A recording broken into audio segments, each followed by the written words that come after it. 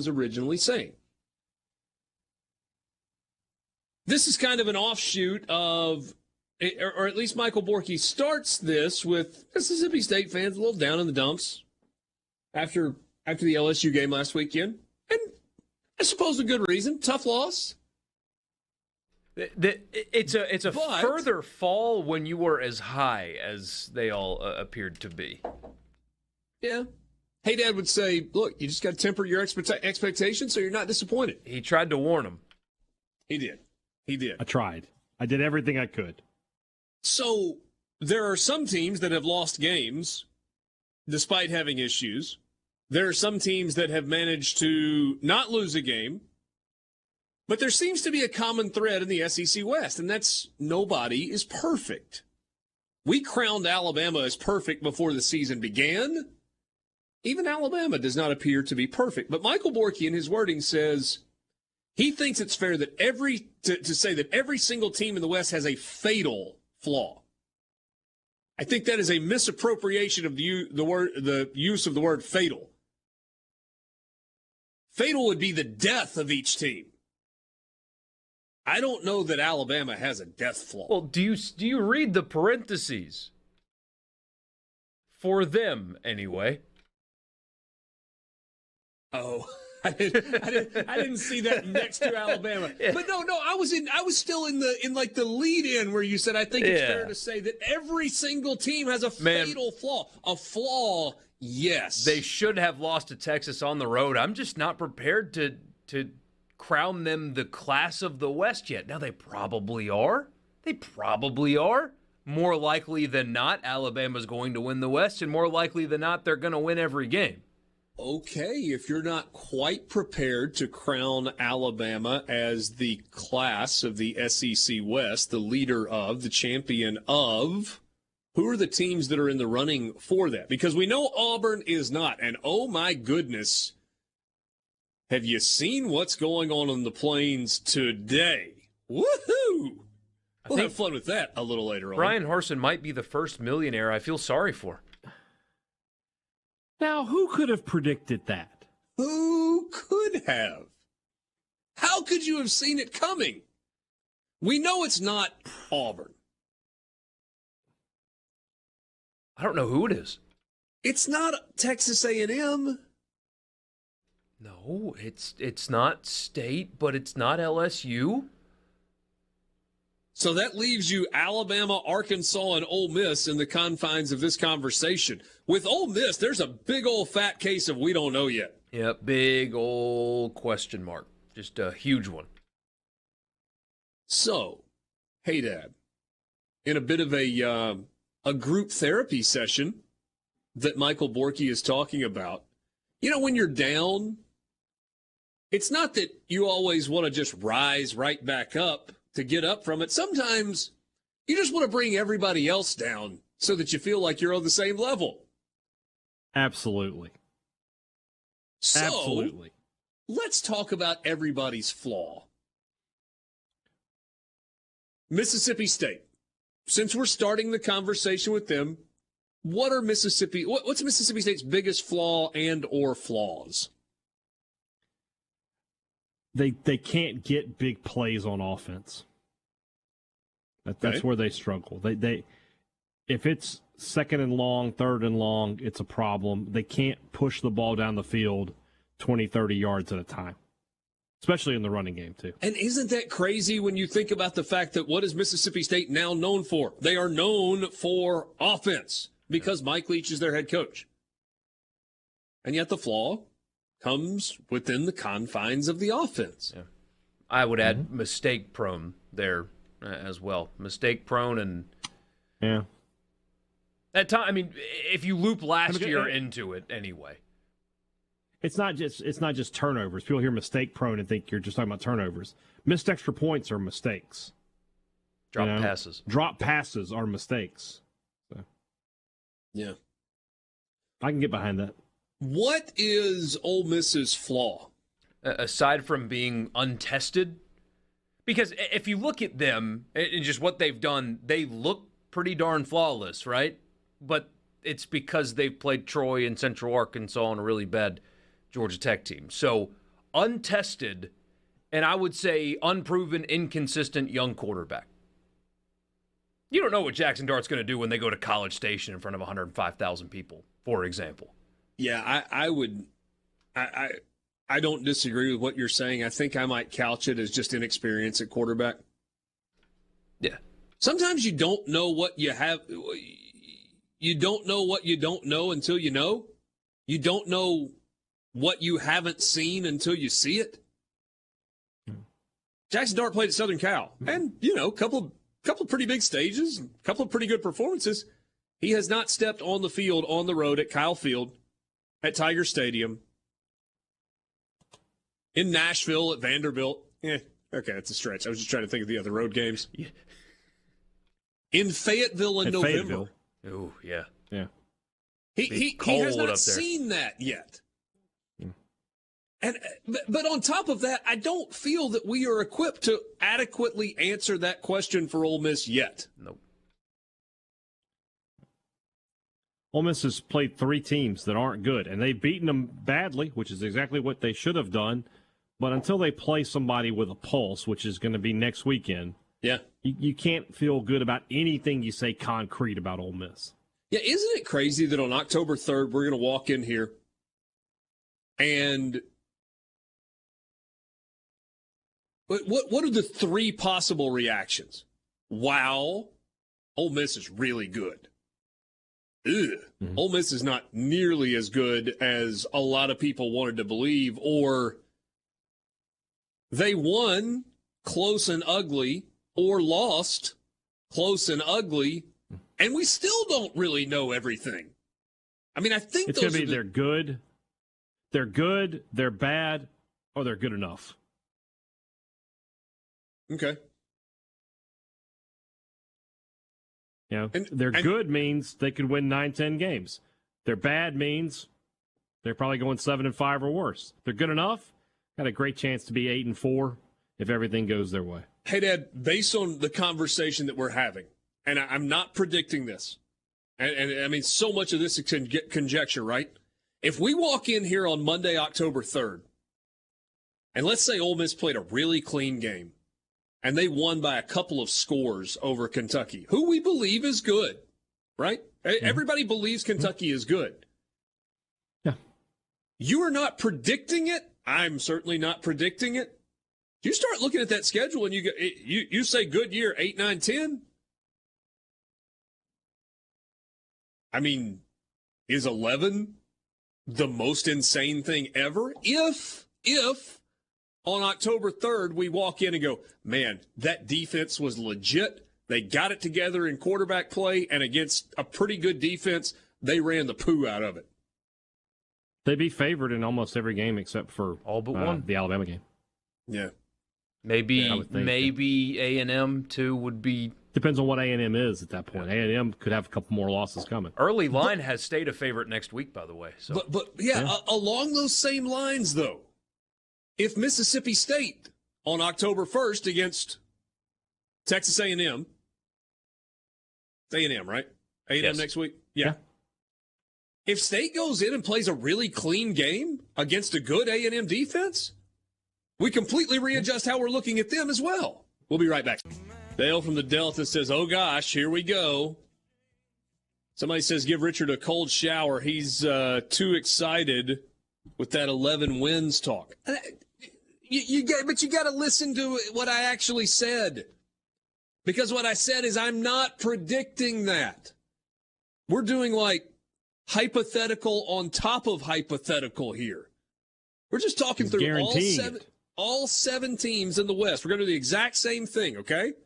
So just simmer down and hear what we're actually saying as opposed to what you want to believe we might actually be saying. The point I was making a second ago is if, following the Kentucky game on October 1st, we walk in, we sit down here at 3:06 on Monday, October 3rd, and we are discussing a dominant win for Ole Miss over Kentucky because the defense was as good as advertised and they ran it and they figured things out at quarterback, then when you look at the rest of the schedule, who are you going to pick them to lose to? Not to say that they won't or they can't lose more games, but who are you going to look at and go, oh, yeah, they're not winning that one? If the results against Kentucky on October 1st are overwhelmingly positive. I was headed down the exact same road with Mississippi State. If Mississippi State on October 1st, so a week from Saturday, against Texas A&M, is efficient offensively, mixes in the run and the pass, makes some plays down the field, and stymies Texas A&M with a kind of a swarming aggressive defense, then we look at Mississippi State and go, oh, yeah, that's what we thought they were capable of being. And you start looking at the rest of Mississippi State's schedule. Yes, there is a loss on it already. Yes, they still have Alabama. And yes, they still have Georgia. I think you look at Mississippi State and you go, 9 is doable, right? Yeah. Yeah. Yeah. It's the point of this exercise is to illustrate that, yes, Mississippi State's flaws got exposed on Saturday. Guess what? The team you lost to had their flaws exposed on Saturday. Everybody so far has shown theirs. Arkansas, sorry. Well, what's interesting is A&M is a team that you don't have to fix that flaw against. Look at App State. You just have to control the ball. Keep the ball away from them. Which is you don't have to have big plays. You can just grind them to death. And that's one thing that State has done really well.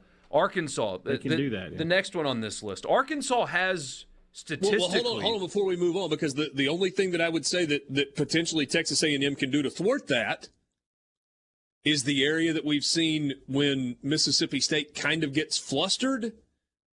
It seems to be because there's a dominant defensive line that is able to apply pressure. They do have that. And I think A&M's got that. Yeah. So they got to figure that out between now and then. I think they can. They beat them last year. So they had a good defensive line last year. Yeah, they did. You're right. So you mentioned Alabama before. We'll skip them. They're obviously filled with better players and stuff than everybody else. I do think, though, the wide receiver room is not your typical Alabama wide receiver room. And up front, Texas had Bryce Young all out of sorts for 4 quarters. Yeah. And look, for all that Jahmyr Gibbs does, and he's like the number 1 receiver for Alabama, are they going to line it up and just hand it off to him over and over and over and have a consistent running game? I don't know the answer to that. Maybe they will, but you're not confident saying that. No. But I'm also not confident in betting against Nick Saban and Alabama. No, there's until proven otherwise. Arkansas, though. So Arkansas looks good. Everybody likes Sam Pittman and Arkansas and all that. They sleptwalked the Missouri State game. They did. If they played that game again, they'd win 50-17 or whatever. But Missouri State exposed, and South Carolina exposed even, Arkansas's fatal flaw. They have statistically, one of the worst pass defenses in all of college football. Not the SEC, not the Power 5, all of college football, statistically. They are one of, if not the worst. And it shows when you watch them. I saw a stat, Borky, that if you take into account all of the FBS, FCS, Division II, and Division III teams, that's like 655 teams, right? Arkansas's pass defense is like 646. Oh, my gosh. I mean, it's really bad. One of the worst ones there, one of the only ones that's worse than them that I know off the top of my head is the team State's playing this week, Bowling Green. How about that? They give up 355 passing yards a game. Arkansas is giving up 27 a game. They've given up 81 points in 3 games, 24 in a win over Cincinnati, 30 in a 2-touchdown win over South Carolina, and 27 against Missouri State. Sleepwalking or not, teams are having success. 700. And that 30, I mean, there's a garbage touchdown, at least one garbage touchdown in there against South Carolina, but still. Did you see what South Carolina's offense has done since? Take the Georgia game out. Did you see what South Carolina's offense was against Georgia State? Wasn't great. Arkansas is giving up 353 yards through the air per game. Now, their rush defense is pretty good. They're only allowing 68 yards per game on the ground, but 353 through the air. Teams might not be distributing the carries as much because they can beat them so easily through the air. You know, that might be skewed some because of what they're giving up. You talk about a prove-it game for State. When they play Arkansas and they're that bad passing, if you can't pass the ball on them, the air raid has got some real problems going forward. Now, with that said, here's the crazy part about the Arkansas pass defense, right? It's a secondary issue. It's not a pressure issue. Arkansas has 17 sacks through 3 games and 25 tackles for loss through 3 games and 15 quarterback hurries through 3 games. They are applying pressure, but when they don't get home with that pressure, their secondary, which is now in really bad shape with the season-long absence of Jalen Catalon, who was their preseason All-American, is a disaster. And maybe Max Johnson will light them up this weekend. I mean, what an interesting matchup that is, right? One of the worst passing offenses in the SEC versus one of the worst secondaries in the SEC this weekend. Pretty tough. So there's Arkansas's fatal flaw. The movable object meets the resistible force. Yeah. LSU, we got a taste of that on Saturday. Despite Brian Kelly's insistence that his quarterback can hit specific spots on a receiver 30 yards down the field, he cannot. Offensive line not great for LSU, which is impacting the running game, and I don't see great backs in the backfield either. And they can't throw the football. Not with any relative consistency. They've got issues there. And really, they really can't run the football that well either, outside of Daniels getting big plays when the play breaks, the pass plays break down. They're not just lining up and running it at people like LSU teams have done in the past. Yeah. Some issues on the offensive line. Not the same level of depth on the defensive line. That concerns me a little bit about LSU. We know B.J. Ojulari is really good. But Mason Smith that they lost, it's a big deal. So we know the LSU frontline guys across that front are really, really good. But how much depth is there after losing a key contributor on that defensive line? It's possible. See, I think there's a yin and yang here with LSU. There's a chance that LSU is one of those teams that gets better and better as the season goes along because Brian Kelly teams generally do. But there's also a chance that depth becomes an issue as the season goes along, as guys get banged up or if they have more injuries along the way.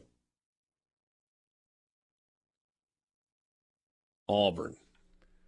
Let's skip Auburn for a second because Auburn gets an entire. Well, we have to skip because the segment's almost over, and we need at least 2 full segments to go over Auburn, or 2 hours.